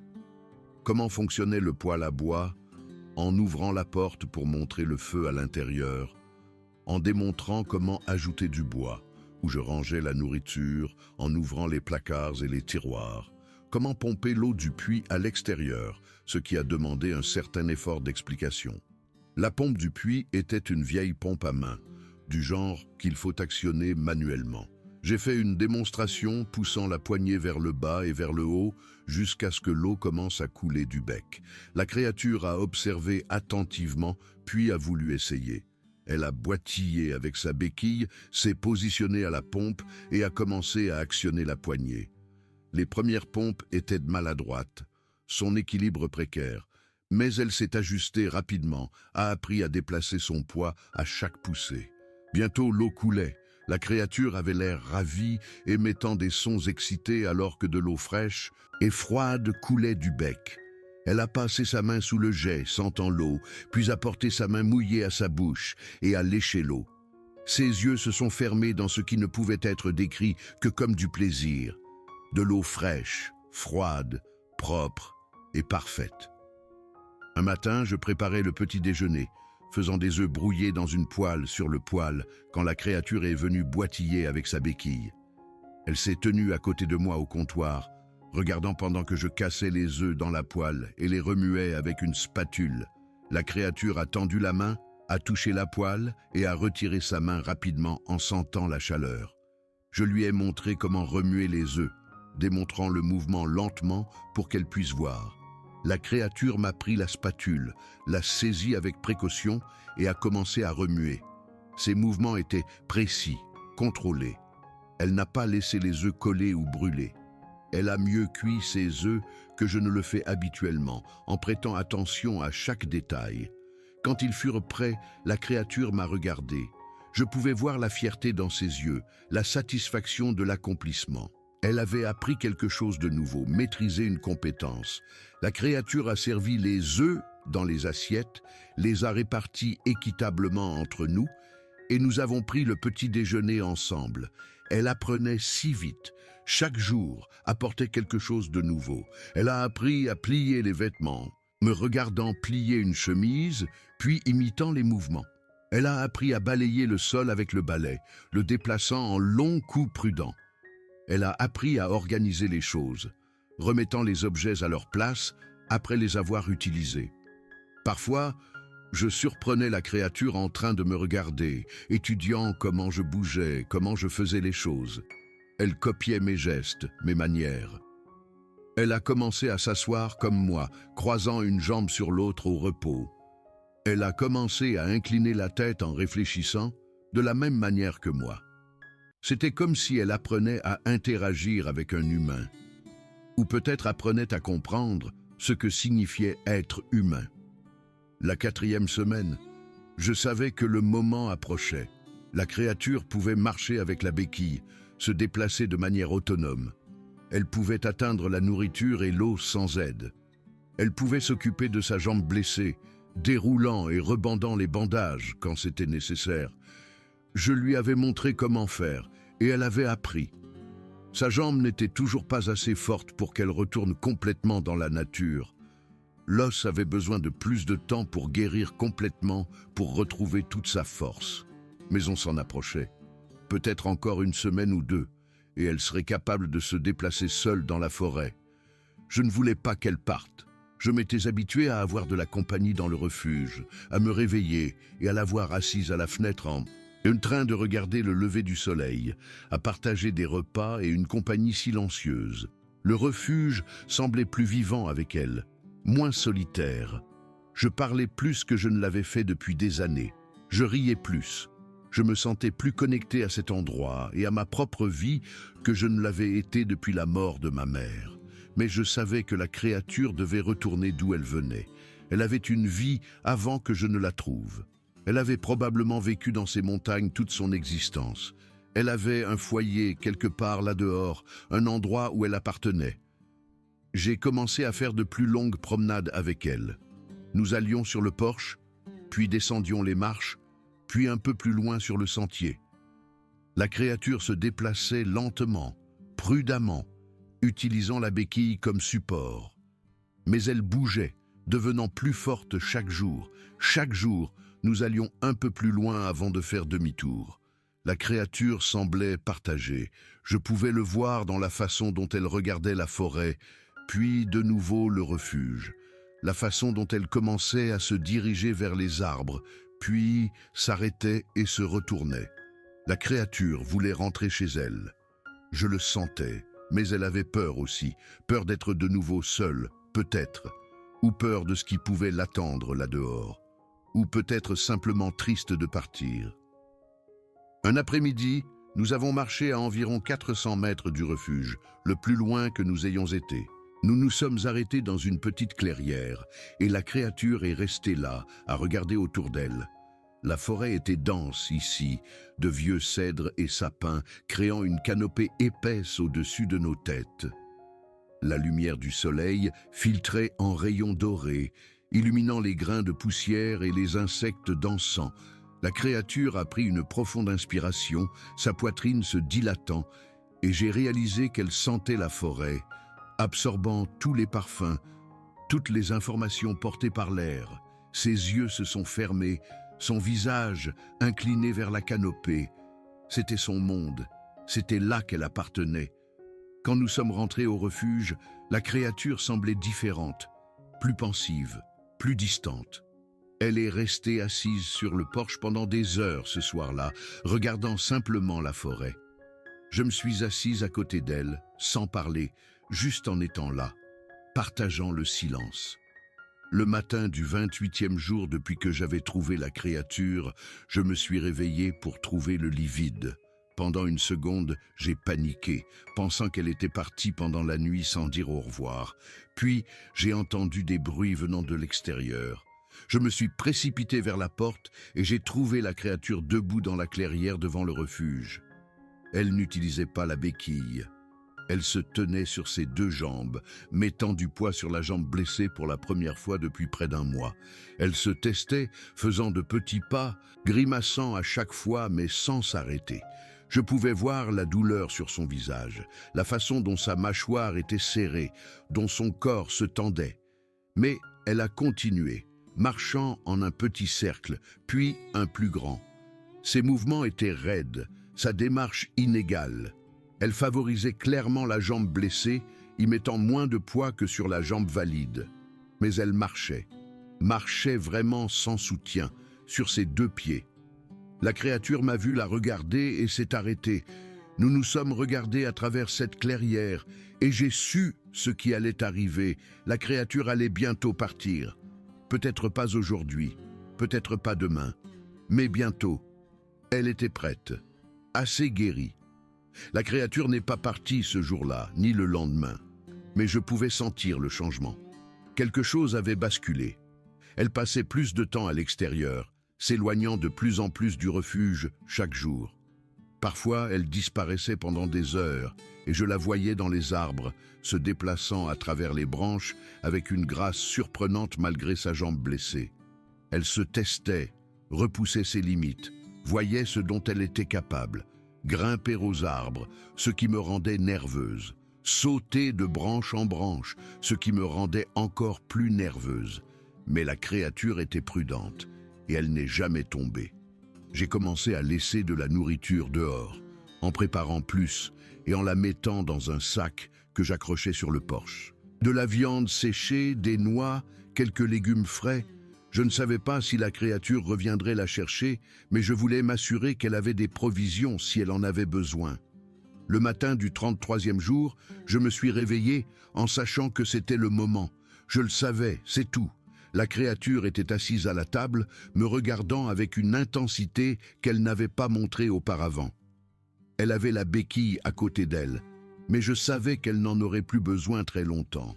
J'ai préparé le petit déjeuner et nous avons mangé ensemble une dernière fois.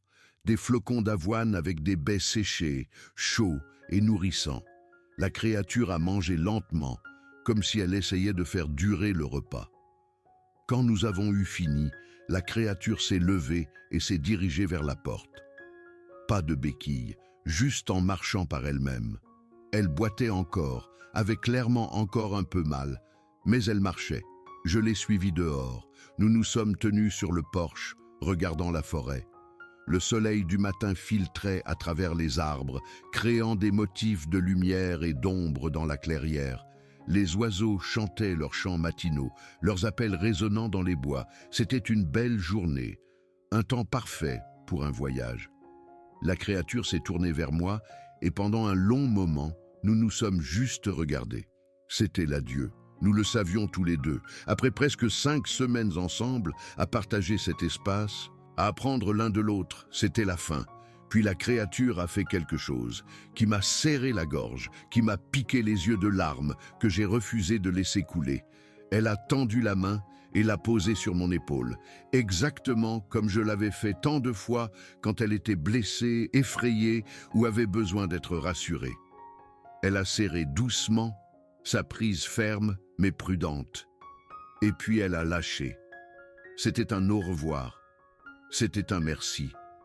C'était tout ce que nous ne pouvions pas dire avec des mots. La créature a descendu les marches du porche, se déplaçant lentement mais sûrement. A traverser la clairière, sa démarche toujours inégale mais fonctionnelle. Est entrée dans les arbres, se baissant sous les branches basses, enjambant les racines. Elle se déplaçait lentement, favorisant encore un peu la jambe blessée, mais se déplaçant avec une confiance croissante. J'ai regardé jusqu'à ce qu'elle disparaisse dans la forêt, jusqu'à ce qu'elle ne soit plus qu'une ombre parmi les ombres, puis complètement partie. Je suis resté là longtemps après, regardant simplement l'endroit où je l'avais vue pour la dernière fois. La forêt était silencieuse, à l'exception des bruits habituels, les oiseaux qui chantaient, le vent bruissant dans les branches, le ruisseau au loin. Aucun signe que quelque chose d'extraordinaire venait de se produire. Je suis resté au refuge encore 2 jours, espérant à moitié que la créature reviendrait. Peut-être juste pour une visite, peut-être pour chercher plus de nourriture, peut-être juste pour me faire savoir qu'elle allait bien. Le sac de nourriture que j'avais laissé sur le porche avait disparu quand je me suis réveillé le 2e matin, pris pendant la nuit, pendant que je dormais. J'ai pris cela comme un signe que la créature allait bien, qu'elle était encore dans les parages, qu'elle passait encore voir. Quand je suis finalement redescendu au point de départ du sentier le 3e jour, je me sentais étrange, déconnecté. Comme si j'avais vécu une toute autre vie pendant ces semaines au refuge et que je retournais maintenant à mon existence normale. Et les deux ne s'accordaient pas du tout. Comment étais-je censé retourner à mon appartement, à mon travail, à ma routine normale, après avoir vécu avec un Bigfoot pendant 1 mois? Personne ne me croirait si je le racontais. J'y croyais à peine moi-même, et je l'avais vécu. Je n'avais aucune preuve, aucune photo, car je n'avais jamais pensé à en prendre. Les moments m'avaient semblé trop importants, trop précieux pour être interrompus par quelque chose d'aussi banal qu'un appareil photo. Aucune preuve matérielle, sauf quelques branches cassées près de l'endroit où j'avais trouvé la créature. Et cela aurait pu être causé par n'importe quoi. Je suis retourné à ma vie normale, mon travail en ville, mon appartement qui me semblait trop petit, trop bruyant et trop lumineux après des semaines dans le calme du refuge. Mais je ne pouvais pas m'empêcher de penser à la créature. Je me demandais si sa jambe avait complètement guéri, si elle avait retrouvé sa famille ou son groupe, ou quelle que soit la structure sociale des Bigfoots, si elle pensait parfois à moi. J'ai commencé à monter au refuge plus souvent, toutes les 2 semaines au lieu d'1 fois par mois. Je laissais toujours de la nourriture, accrochant un sac sur le porche avec de la viande séchée, des noix et les légumes que je pouvais monter. Il avait généralement disparu la fois suivante où je venais. Je ne savais pas si c'était la créature qui prenait la nourriture ou juste des ours ou des ratons laveurs. Mais je continuais à le faire quand même. C'était presque 3 mois après son départ que je l'ai revu. Je montais au refuge par un matin clair de novembre. La première neige de la saison était tombée la nuit précédente, juste une fine couche qui rendait tout propre et frais.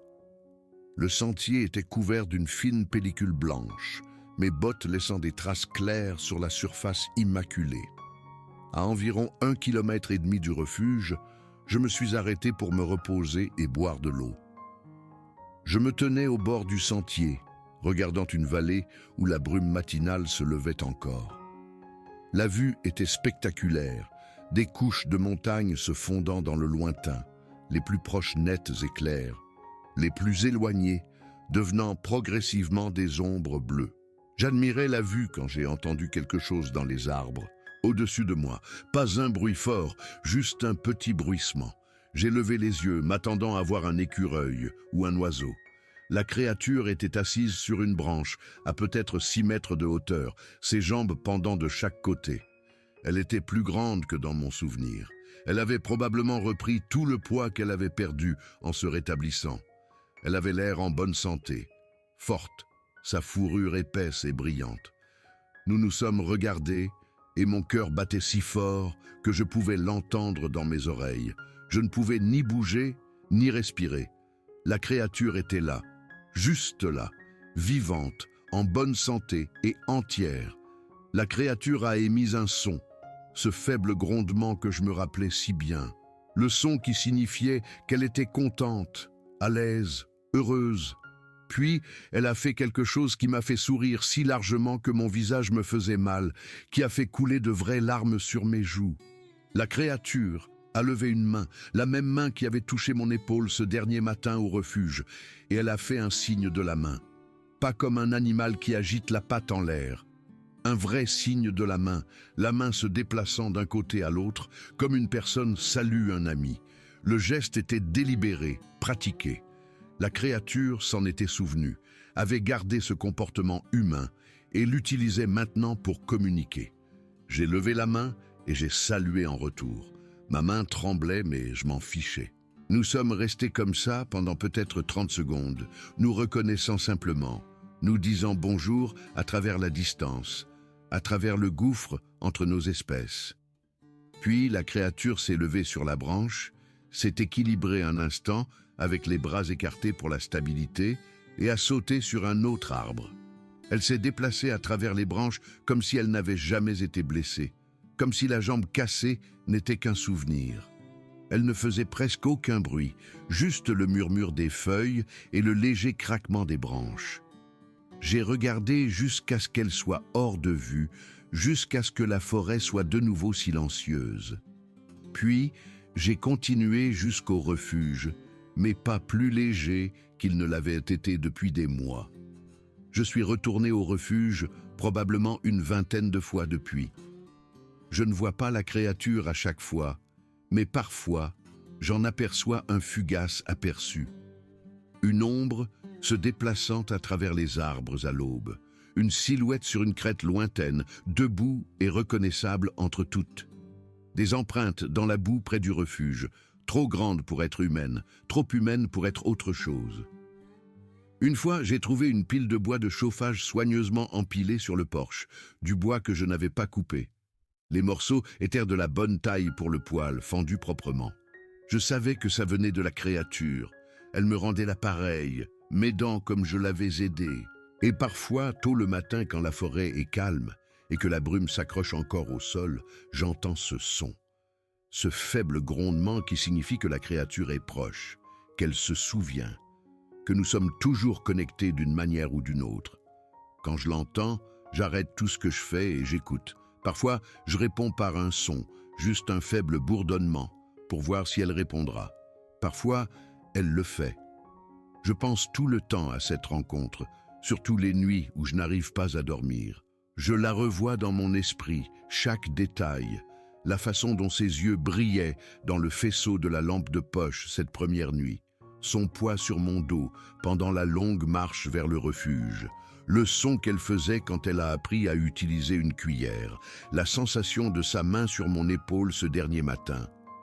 Je me demande ce que la créature a pensé de ces semaines au refuge. A-t-elle compris que j'essayais de l'aider ou m'a-t-elle simplement toléré parce qu'elle n'avait pas le choix? J'aime à penser que nous sommes vraiment devenus amis, que ces semaines ont aussi signifié quelque chose pour elle. Pas seulement survivre à une blessure, mais apprendre que tous les humains ne sont pas des menaces, que peut-être il y a de la place dans le monde pour nous deux si nous faisons attention. Il y a un Bigfoot, dans les Cascade Mountains, avec une cicatrice sur la jambe gauche, un Bigfoot qui sait utiliser une fourchette, ou qui a appris à plier des couvertures, qui fait un signe de la main quand il voit une vieille amie. Et je suis la femme qui a aidé ce Bigfoot à survivre. C'est mon histoire, c'est ma vérité.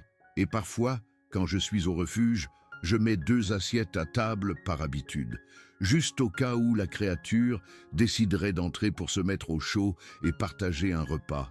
Elle ne l'a jamais fait. Mais je continue d'espérer.